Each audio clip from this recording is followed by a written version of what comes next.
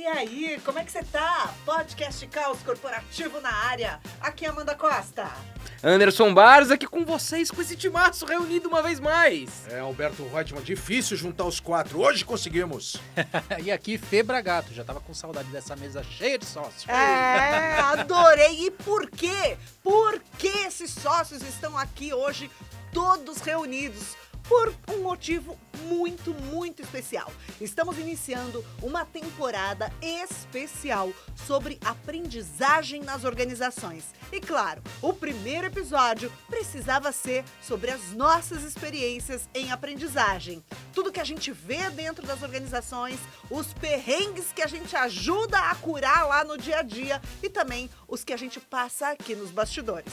Estamos começando! Roda! Vem!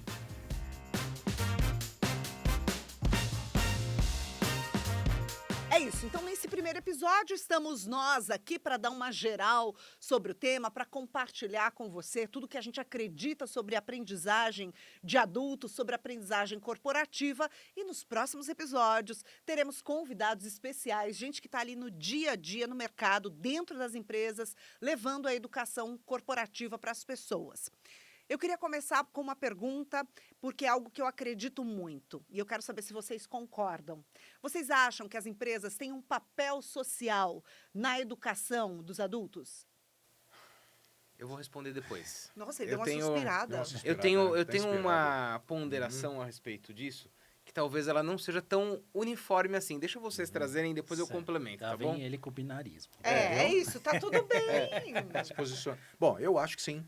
As empresas têm uma função social, até porque, infelizmente, no país existe uma distância muito grande entre a universidade e o mundo corporativo. Então, se a empresa não tiver a função social de desenvolver os colaboradores, ela acaba atribuindo ao funcionário, à pessoa física, única e exclusivamente sob sua responsabilidade essa função. E aí a gente vai continuar tendo um país com muita dificuldade para ser competitivo no cenário internacional.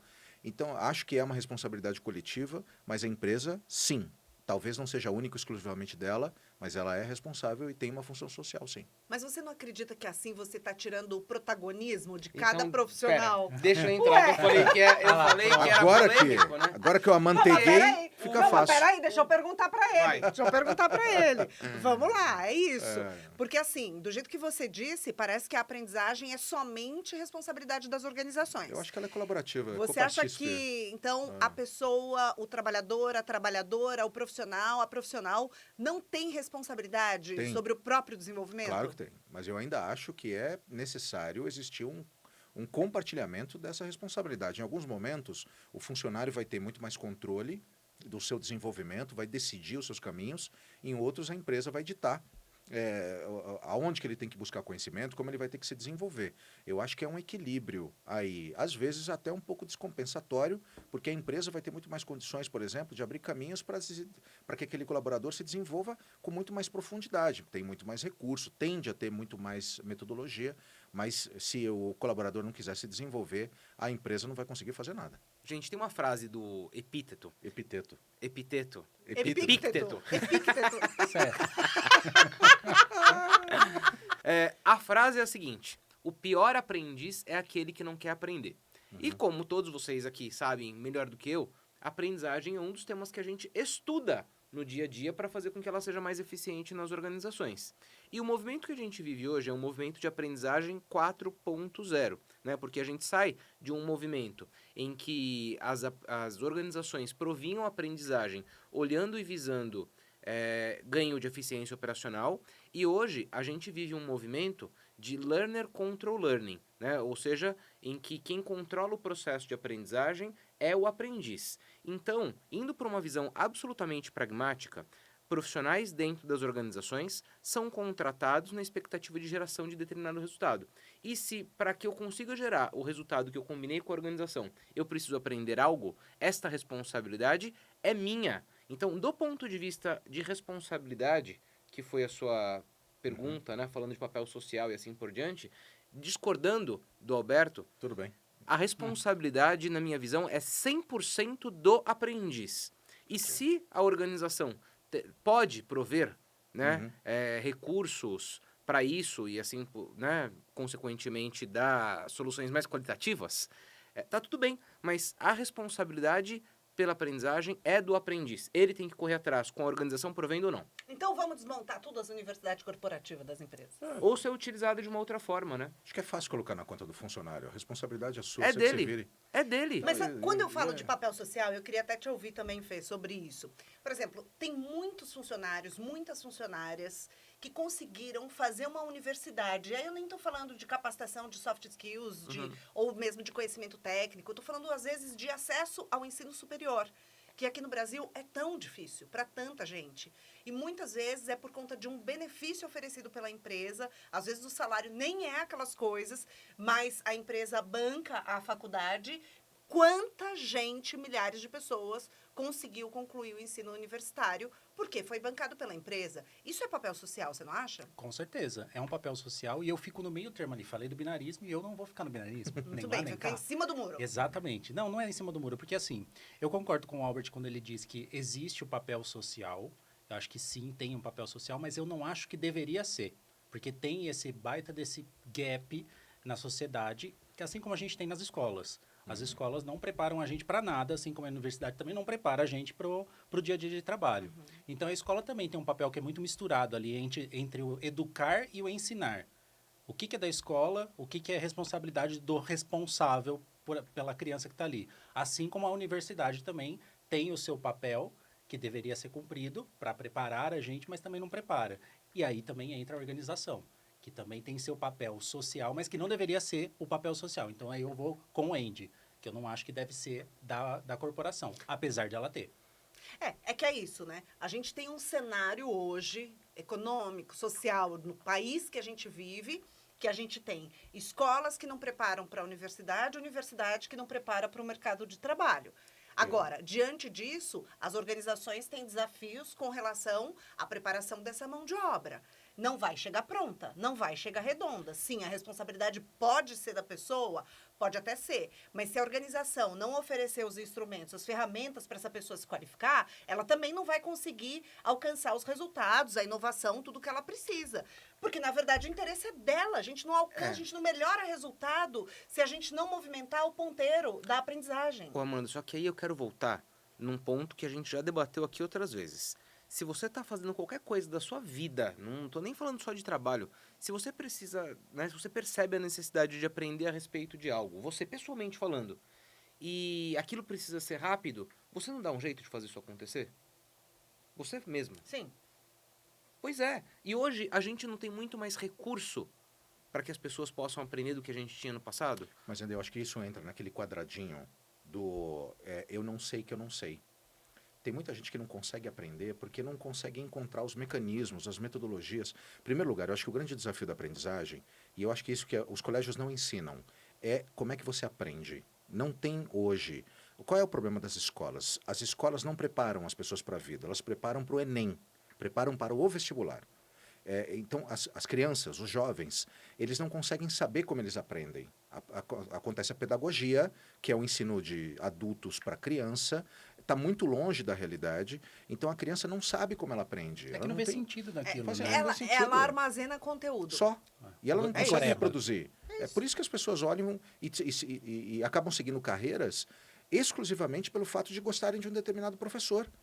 Quem de nós aqui não ficou encantado com o professor e conseguia tirar nota alta? Porque tinha toda uma técnica para isso. E aí, como a gente não ensina as pessoas a aprender, a gente deixa elas soltas.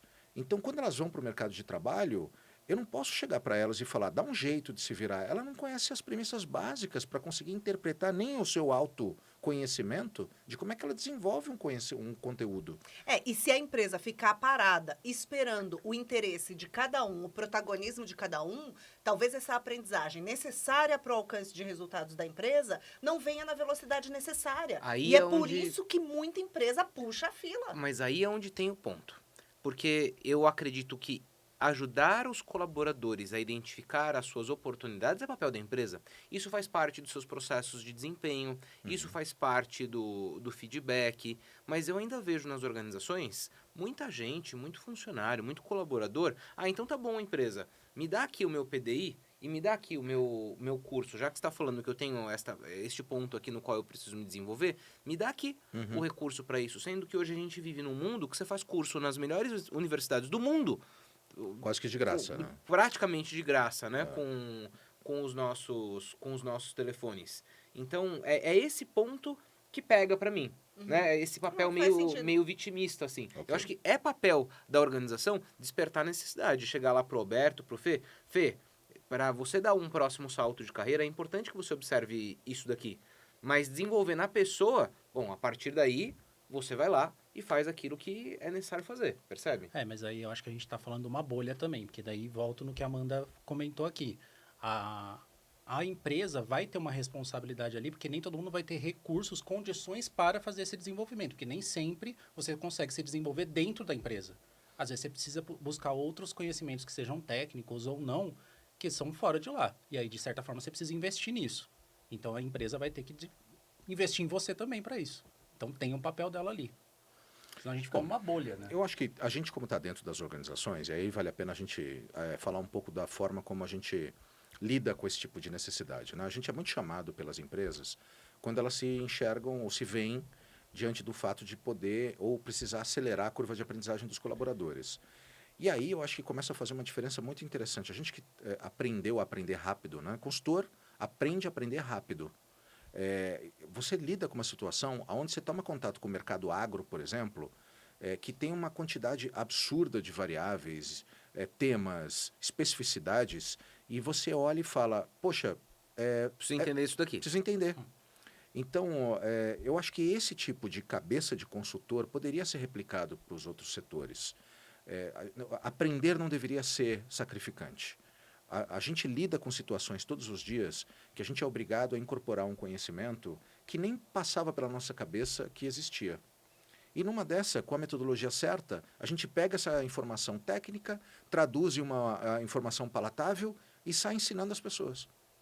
Agora, em que momento vocês acreditam que dentro das organizações os trabalhadores, as trabalhadoras realmente veem valor nas ações de aprendizagem?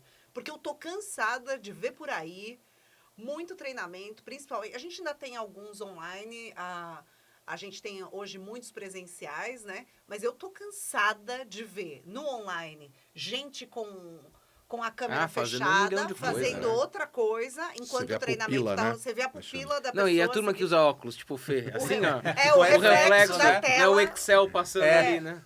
E a pessoa WhatsApp. ali, corpo presente no treinamento, isso acontece no presencial também, a pessoa, né, mexendo no celular, às vezes na caruda, abre o computador mesmo. Ou tá aqui lixando a unha. Ou deixando a penteando o unha no cabelo. computador e você lá na frente falando. Aquele momento deveria ser um momento sagrado para a pessoa, né?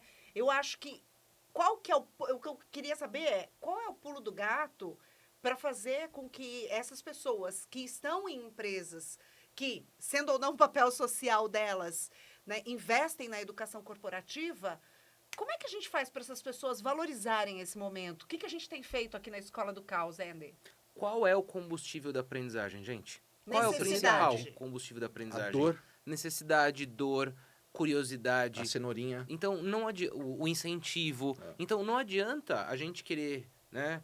Por mais que a gente esteja muito bem preparado, o nosso PPT esteja lindo, o tema seja absolutamente excelente, inovador, de vanguarda, se a pessoa não acha que aquilo vai ser útil para ela, ela vai ter esse tipo de comportamento. E às vezes a gente está muito preocupado no que vai ser a experiência de aprendizagem, e eu canso de ter exatamente esse debate com um monte dos nossos clientes e não me esforço suficientemente bem para demonstrar que as pessoas têm uma necessidade. Se a gente investir tempo demonstrando para as pessoas que elas têm a necessidade daquela temática, a gente vai ter uma experiência de aprendizagem que é completamente diferente. Tanto que aqui na Escola do Caos, os nossos métodos partem daí. A gente primeiro mostra para as pessoas o quanto que aquele tema é necessário, quais são os problemas, quais são os indicadores que estão ruins, que vão ser, que tem a oportunidade de melhorar a partir do tema que a gente está trabalhando e assim por diante. Por isso que o invite do treinamento, ou mesmo o primeiro slide, tem que ter aquele famoso, ao final deste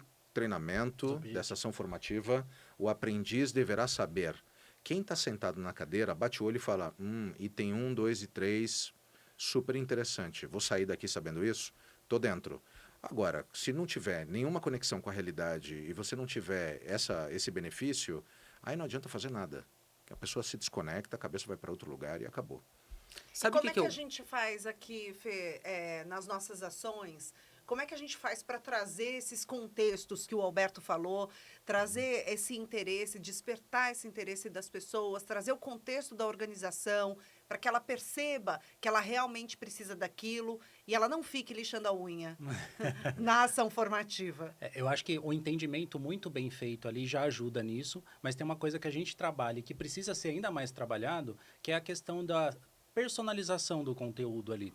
A personalização não só para a necessidade, mas para o entendimento de cada um, porque cada um vai aprender de uma forma diferente, vai ter uma necessidade diferente dentro daquele tema, então eu preciso minimamente dar a oportunidade para essa pessoa conhecer de outras formas esse tema. Então, eu preciso ter materiais complementares ali, não só textual, não só visual, não só auditivo. Para os diferentes estilos de aprendizagem, né? Exatamente, porque daí eu dou possibilidades para ela. Poxa, se a pessoa não conseguir aprender dessa forma, ela tem essa outra forma aqui que consegue complementar ou trazer um interesse para que ela vá buscar mais. Sabe uma coisa que acho que combina com o que você está falando, Fê? É. E eu particularmente adoro fazer, porque apesar da gente ter método na Escola do Caos, claro que quando a gente está na frente de uma ação, a gente coloca ali um pouco das nossas preferências.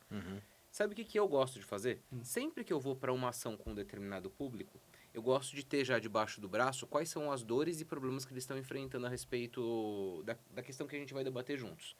E a minha conversa começa daí. Gente, esses problemas parecem familiares? Isso acontece? Isso nos traz prejuízo de negócio? Traz. Então tá bom. Se a gente estiver aqui de corpo e alma, e se vocês estiverem aqui ativos e presentes, esses problemas vão ser resolvidos. Isso parece interessante, sim ou não? Eu acho legal. Eu acho que é interessante. Eu acho que a preparação, o levantamento das informações de quem vai estar em sala, se é líder, quanto tempo de casa, quanto tempo de setor, como é que a pessoa reage a determinadas metodologias. Eu, particularmente, você falou isso, eu lembrei, eu adoro aplicar aquele questionário de perfis de aprendizagem. Sabe, convergente, divergente. Você consegue enxergar até como é que você constrói a metodologia, como é que você vai prender as pessoas. Claro que a gente está falando que hoje a gente está com um grupo muito heterogêneo de pessoas numa sala de aula, né?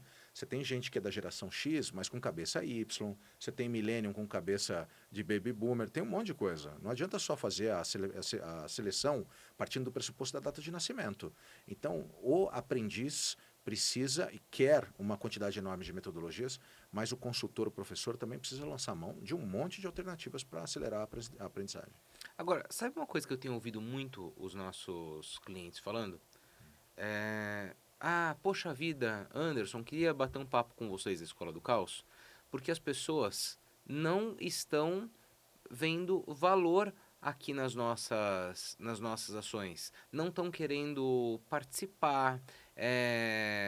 O no-show das pessoas, quando elas eventualmente se inscrevem em alguma ação, é alto. Aí ele chamou a gente. Eu tenho respondido alguns desses chamados nos últimos tempos. E eu queria ouvir de vocês o quanto que isso é um pouco de consequência de tudo isso que a gente está debatendo juntos. Né? Por que as pessoas, pelo menos segundo esses relatos, estão menos interessadas nesse tipo de pauta?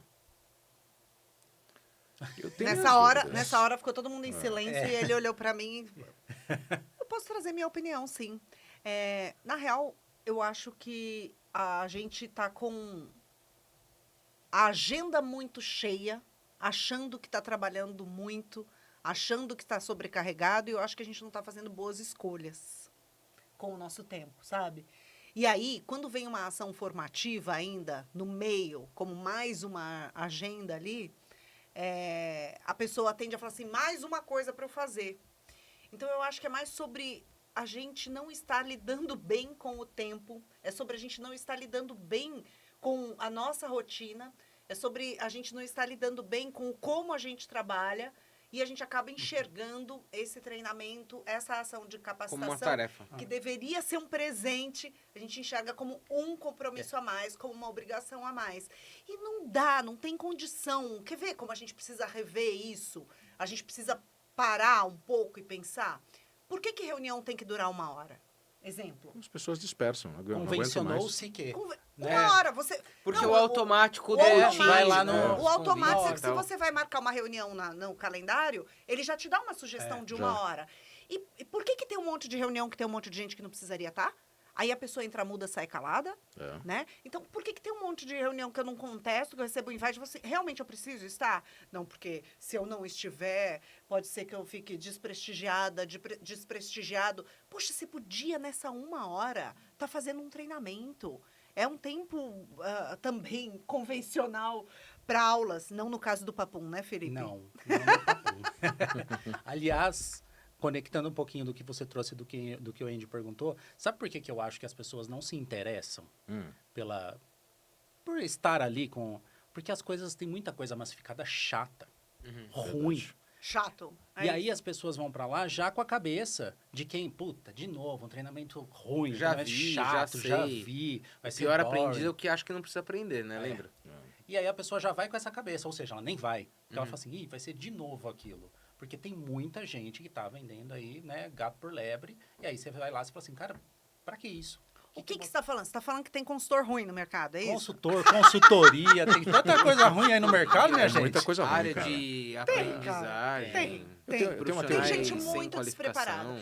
E assim, eu acho que aqui no Brasil, a gente padece, no mercado de aprendizagem de adultos, de um modo geral, de falta de pesquisa da nossa realidade Exato. também, sabe? A gente bebe muito na fonte de autores americanos. Só. Tropicaliza pouco, né? Exatamente. E aí fica totalmente É descontextualizado. Claro que a gente tem pessoas como Alberto Reutemann, por exemplo, autor de 3 livros, que busca tendências. Então, por exemplo, Alberto já fez curso onde? Na China? Universidade Politécnica de Hong Kong. De Hong Kong. Muito bem. E por que buscar essa referência fora desse eixo? Que as pessoas não aguentam mais do mesmo. É sempre o Golden Circle do Simon Sinek. É sempre a teoria que a gente fala, é sempre o SWOT, é sempre a mesma coisa. E não é uma crítica que eu faço aqui às consultorias, aos consultores, é uma turma que não sabe que tem outras coisas. Mas eu acho que tem umas questões também que boa parte do processo de aprendizagem acaba ficando prejudicado pela falta de criatividade das pessoas. A gente manda aquele e-mail, a gente não, né? Que a gente faz diferente, mas as pessoas mandam aquele e-mail, você está sendo convocado para o treinamento. Já começa Pelo com amor convocado. de Deus, já né? errou. Convocado. É como se fosse exército, não vou. guerra. Gente, né? pelo amor de Deus, inova. Precisa ter linguagem de marketing. Você está Precisa vender recebendo... uma ideia, Você é né? leve do dia a dia, Você né? está recebendo uma Tem que despertar oportunidade a necessidade. única, Tem né? uma premissa, gente. Em sala de aula, vamos falar de sala de aula especificamente, não deveria existir nenhum conteúdo que o aprendiz poderia ter acesso sozinho, se ele quisesse. Para Mas você fazer sabe valer. mas você sabe que a Mas gente eu já acho que é ouviu menos isso? a respeito de conteúdo, viu, Eu Alberto? Mas eu também acho que tem acho. que ser valor, tem que ser experiência, tem Eu que ser e o motivador, Fê. tem que ser consultor preparado. Sim. Gente, não dá para você... Às vezes a empresa escolhe pagar pouquíssimo só para dar um check que está dando um Mas é que eu treinamento. acho e que entra isso é só consultor um ruim. pedacinho do processo de aprendizagem, Alberto. 90% das ações de aprendizagem de qualquer organização são ações realizadas por elas mesmas, inclusive. Por elas quem?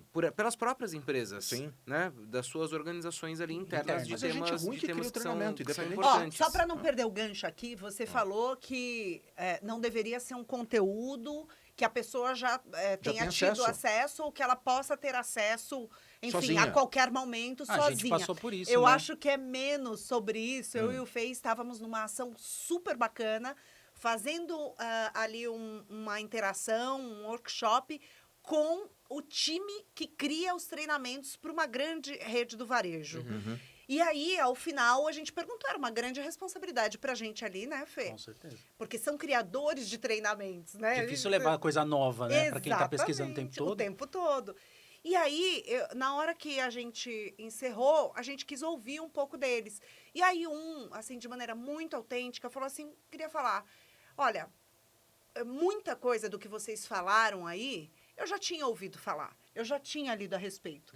Mas a maneira como vocês trouxeram, Excelente. os exemplos que vocês trouxeram, as conexões que vocês fizeram com a nossa realidade, fizeram esse conteúdo fazer ainda mais sentido para mim. Maravilhoso. Deixa eu até fazer um complemento disso. Beijinho no ombro, né, Fê? Ótimo. Parabéns. Parabéns pra vocês. Mas é Agora, difícil você ter consultoria Alberto, que cria conteúdo. Não, mas o ponto, pra mim, de novo, não é conteúdo. Tá. Sabe por quê? Porque, Reforma. invariavelmente, cara, a gente tá num mundo com tanto excesso de pesquisa e de informação que você vai ter até referências novas, fontes novas, Sem mas dúvida. que são meramente desdobramentos de reflexões anteriores, porque não se reinventa a roda o Ah, tempo todo. Assim como numa aula de história, ninguém fica inventando não uma nova há, história. sabe? Agora, Então, como essa aula é dada? O ponto, pra mim, tá aí. É menos a respeito de conteúdo e mais a respeito de forma. Como é que você faz determinado conteúdo se conectar com a necessidade de uma pessoa? Como que você a provoca? E aqui, na Escola do Caos, vocês sabem muito bem. A gente é chamado, muitas vezes, porque querem um tom mais provocativo dentro de determinada solução. Então, como é que você provoca as pessoas a pensar naquele conteúdo nas suas vidas e o quanto que elas usam aquilo ou não? Então, assim, eu concordo que a gente tem que ter conteúdo de super relevância, tá? Mas eu acho que é menos... Se eu fizesse uma escala de pesos de prova, conteúdo é peso 1, forma e conexão daquilo com a vida da pessoa é peso 2, entendeu? Eu concordo, mas nem tanto ao céu, nem tanto à terra. A gente está numa empresa que acontece muita coisa parecida com o que acontece todos os dias. A empresa chama a gente porque fala assim, ô Escola do Caos, vem aqui, porque a gente contratou uma consultoriazinha, ou então contratou, salva a gente. Aí a gente chega lá, não há possibilidade de criar qualquer tipo de conexão e experiência quando você vê uma consultoria que tentou aplicar a escadinha da venda. É básico, talvez sirva para uma turma muito específica, mas não tem como você fazer alguma coisa incrível onde as pessoas batam o olho e falam assim, a escadinha da venda é incrível, né? Vocês fizeram uma conexão com a minha realidade surreal. As pessoas olham e falam, eu queria mais do que isso. Aí você tá falando de conexão de conteúdo com o público. Exato. Então acho que são 3 variáveis. Conteúdo adequado ao público com o formato certo, né? É isso aí. Papo bom, hein? Papo bom, mas a gente precisa ir embora, meninos. Essa Bora. temporada eu já senti que vai pegar fogo. Vai, porque eu tô aqui na minha cadeira que eu não me contive, inclusive. Ciricutico. É isso. Ciricutico Olha só é que uma legal, boa né? palavra. A gente às vezes fica procurando, sobre qual tema vai ser a Nem- próxima E temporada. nem deu tempo de falar um pouquinho sobre tecnologia dentro da aprendizagem. Ah, mas Mas vai ter temos ainda. uma temporada inteira pela frente. A gente às vezes fica, sobre o que a gente vai falar, sobre o que a gente vai Pronto. falar na próxima temporada. Puxa vida, vamos falar daquilo que a gente domina, daquilo porque a gente é apaixonado, né? A gente é É isso aí. apaixonado aqui por aprendizagem.